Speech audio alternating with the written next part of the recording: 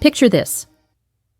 I'm standing at the edge of my kitchen counter, a lukewarm cup of coffee in my hand, staring at the same beige walls I've seen every morning for 6 years. The clock ticks relentlessly toward 7 a.m., and I can already predict every second of the day ahead. My name's Lily, I'm 31, and I've been married to Paul for what feels like a lifetime, though the calendar insists it's only been since I was 25. Paul's 34, a good man, the kind of guy you'd call a rock, steady, reliable, an accountant who balances our books as meticulously as he balances his life.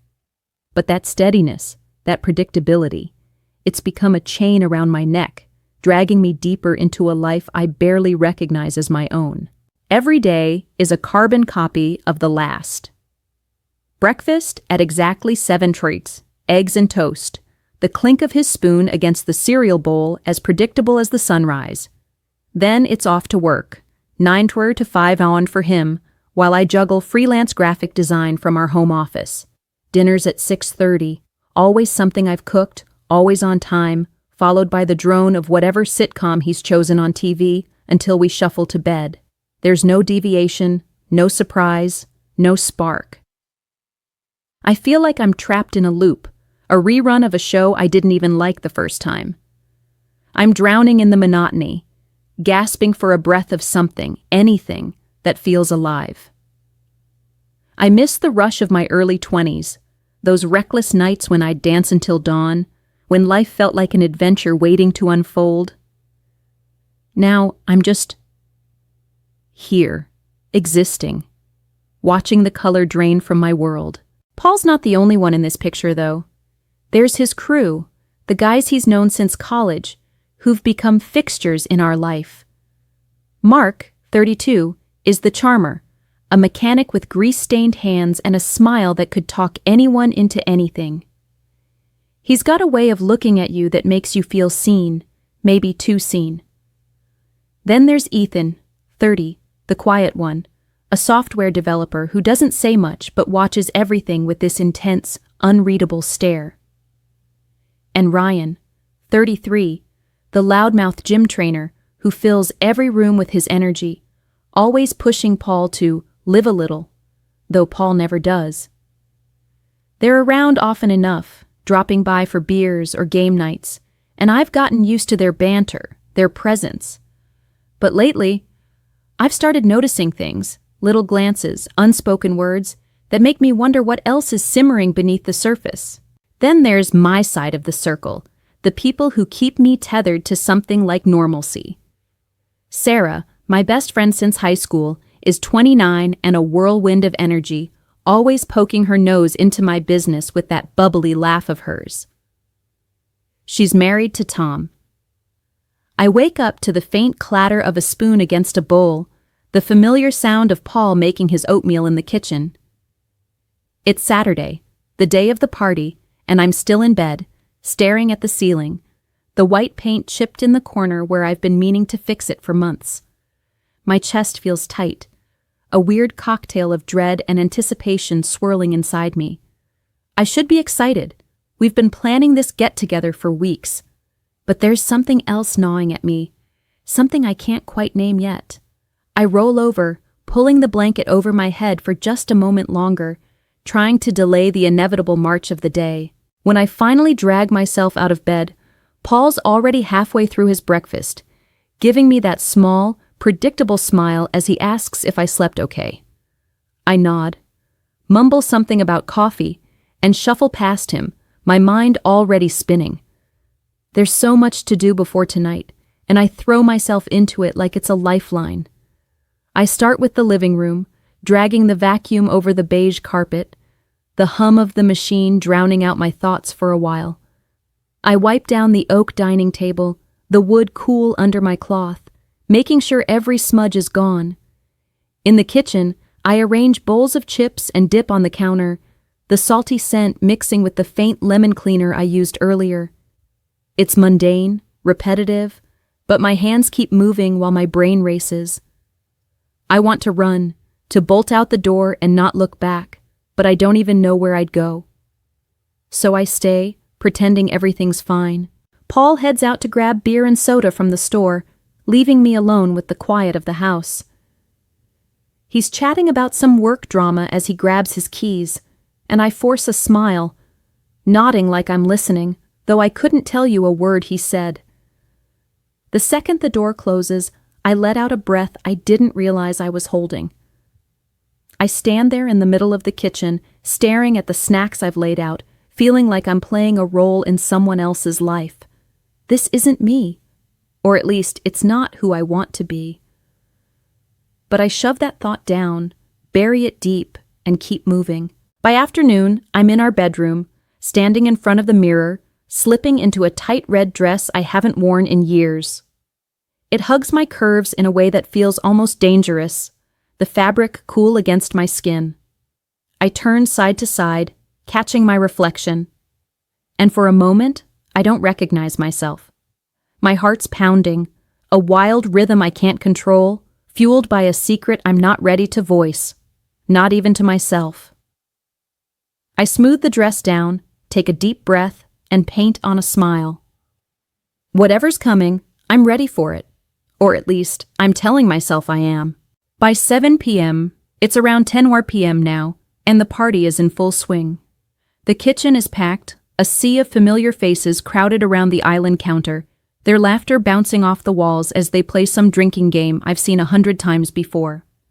Beer cans and empty shot glasses litter the countertop, the air thick with the scent of cheap alcohol and salty snacks. I stand at the edge of the group for a moment, my fingers tight around a half-empty glass of wine, watching everyone lose themselves in the moment. Paul's there, right in the middle, chuckling at something Ryan just shouted, his face relaxed in a way I haven't seen in weeks. For a split second, I almost feel guilty.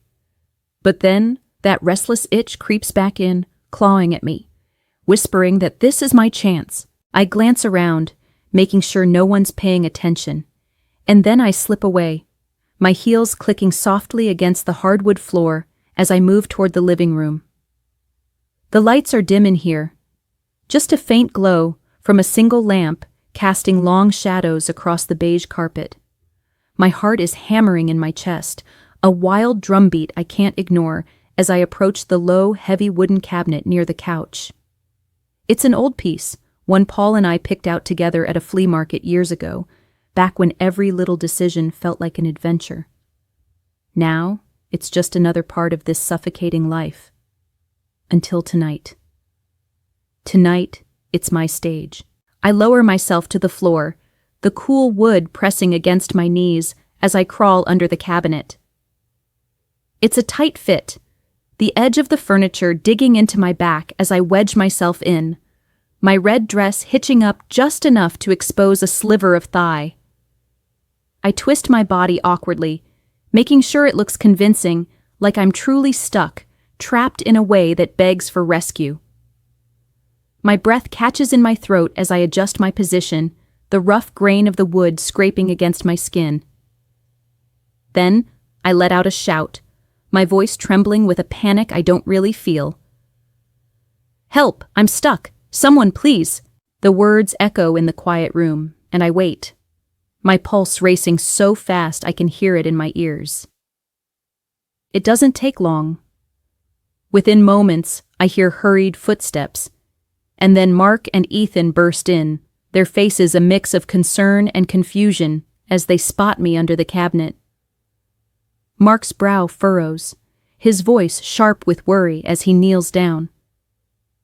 "Lily, what the hell happened? Are you okay?"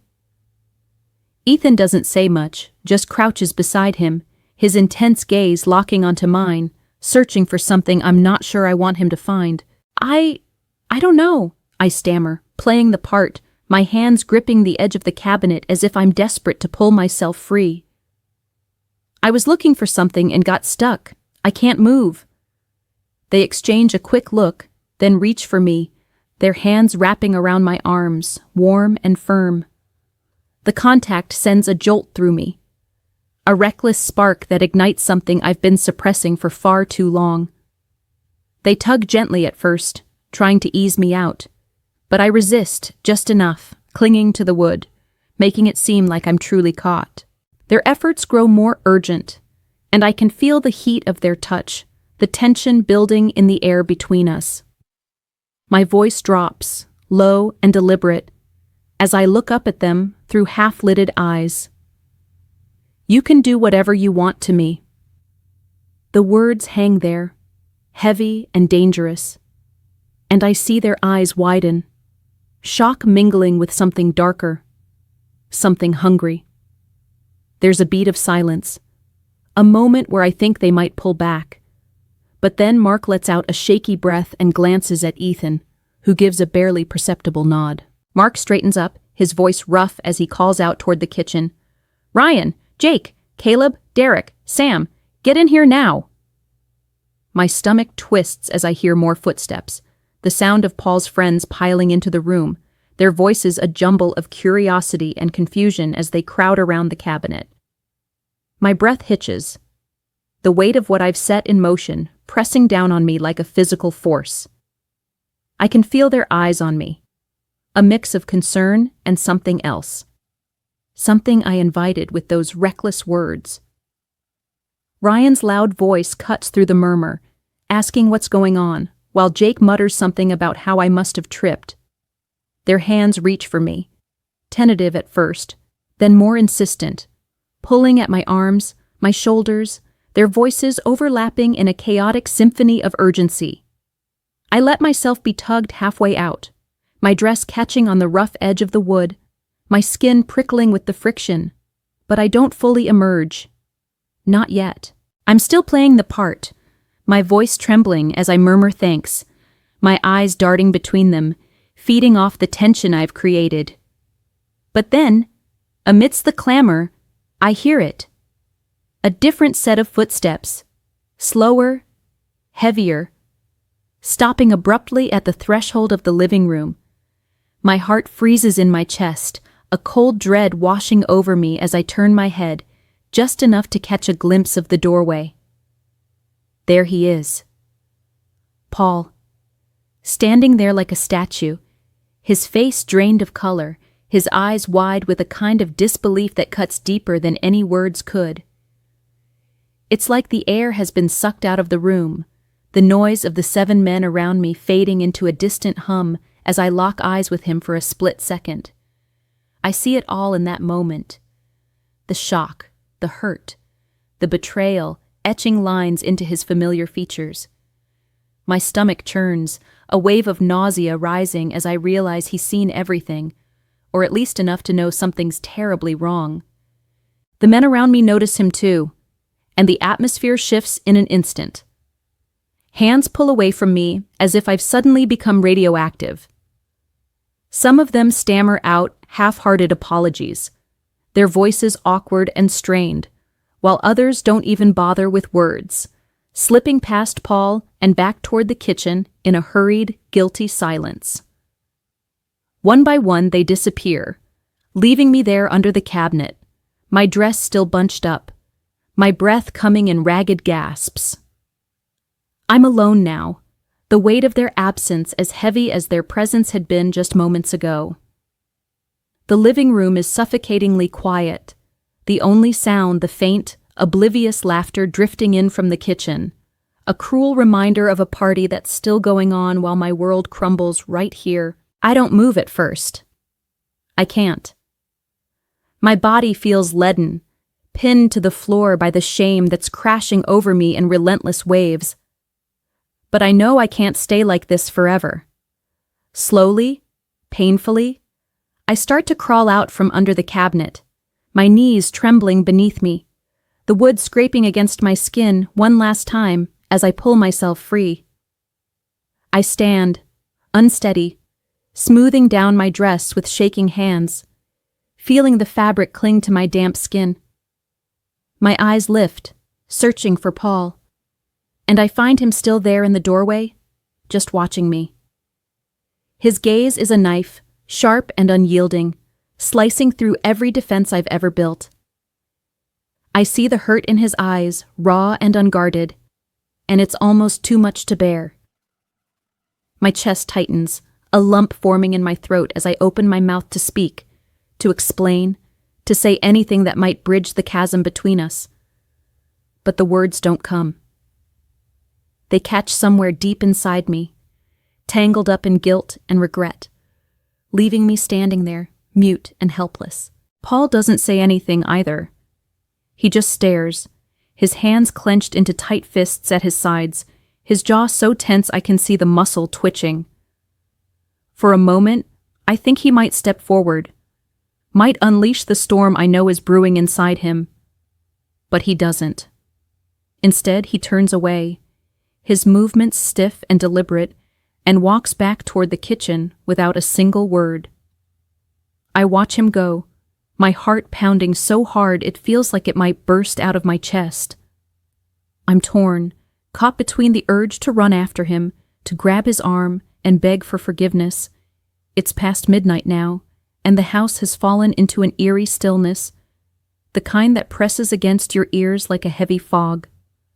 The last of the guests have trickled out, their laughter and chatter fading into the night, leaving behind only the faint clink of glass as Paul cleans up in the kitchen.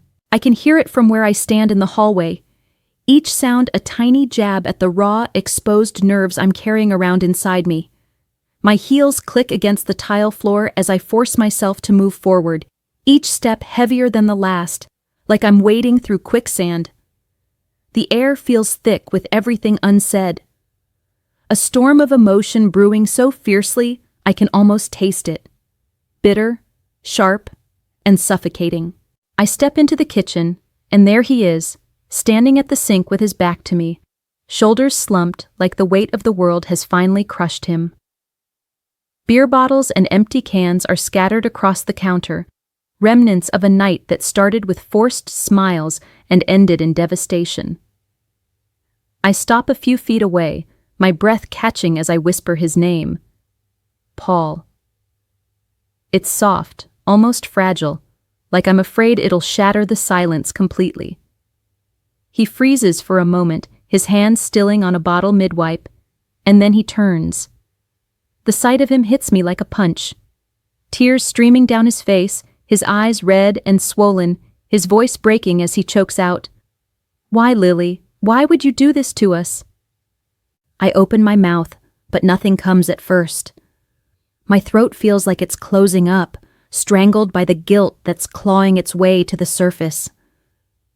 I see the man I once loved, the man I promised forever to, standing there shattered, and for a fleeting second, remorse flickers through me.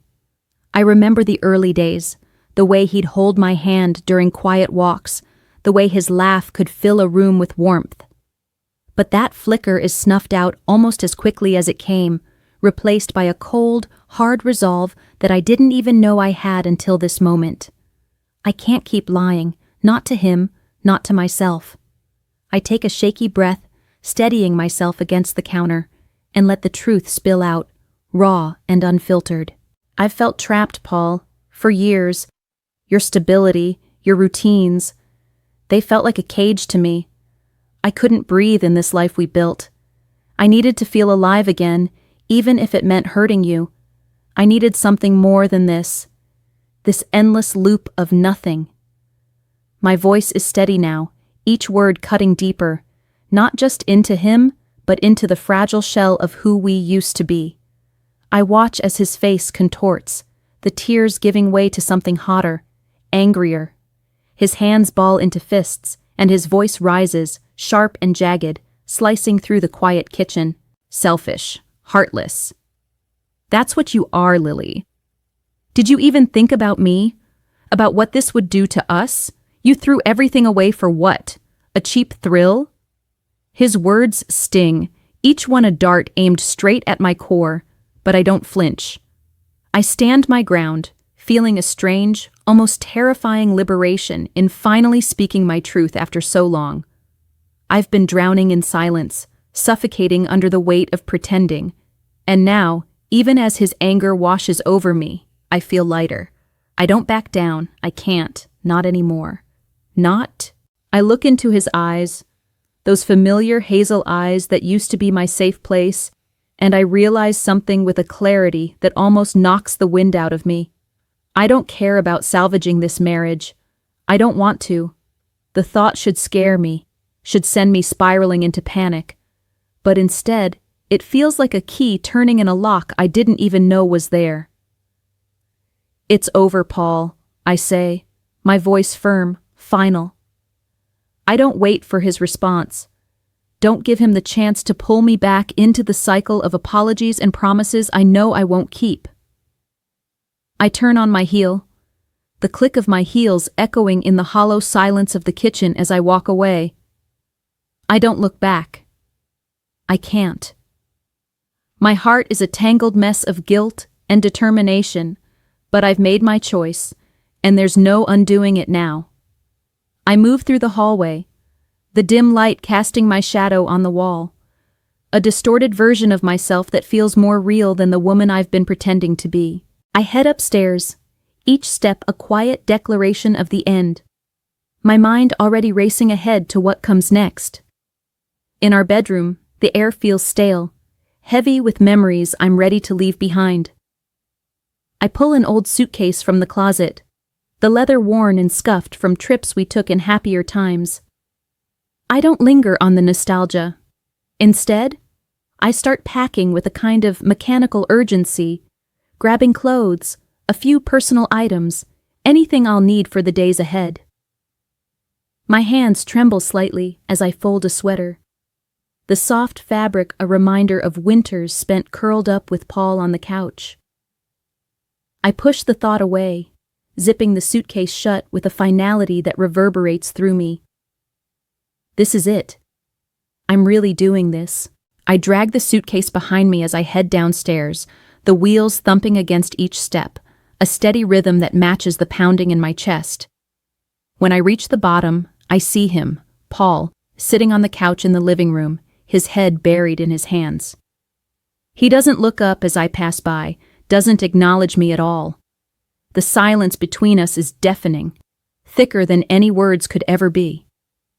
I can feel the weight of his pain, the devastation I've caused, hanging in the air like a storm cloud ready to burst, but I don't stop. I can't afford to let myself be pulled back into the gravity of his hurt. I pause at the front door, my hand resting on the cold metal of the knob. For a fleeting moment, doubt creeps in, a whisper in the back of my mind asking if I'm making the right choice. What if I'm throwing away something I'll never get back? What if this is a mistake I'll regret for the rest of my life? My grip tightens on the suitcase handle, the weight of it grounding me, pulling me back to the decision I've already made. I shake off the uncertainty, push it down deep where it can't touch me, and turn the knob. The door creaks open, and I step outside into the cool night air, the sharpness of it biting at my skin, waking me up in a way I haven't felt in years. I've already texted Mark. He was the first to rush to my side under that cabinet, his hands steady and warm, his concern genuine in a way that cut through the chaos of that moment. I knew even then that he'd be the one I'd turn to. He's waiting for me just a few blocks away in his truck. And the thought of seeing him sends a jolt through me, part fear, part excitement, a cocktail of emotions I can't quite untangle. I start walking, the suitcase rolling behind me, the sound of its wheels on the pavement a quiet companion in the stillness of the night. The streetlights cast long, eerie shadows across the sidewalk, stretching and twisting as I move, like they're trying to reach out and pull me back. But I keep going, my heart thumping hard against my ribs, each step taking me further from the life I've known and closer to something unknown, something that feels dangerously alive. It's a short walk, but it feels like an eternity. Every second stretched thin by the weight of what I'm leaving behind and what I'm walking toward. When I finally spot Mark's truck parked under a flickering streetlight, relief washes over me, mingling with a nervous energy that makes my palms sweat. He's leaning against the driver's side door, arms crossed, his silhouette familiar even in the dim light. As I get closer, he straightens up, and when I'm near enough to see his face, he gives me a small, knowing smile. One that says he understands more than he'll ever say out loud. I don't speak as I reach out and take his hand, feeling the warmth and reassurance that words could never convey. Don't forget to subscribe, like, and comment if you enjoyed this story. This will help us create more engaging stories for you.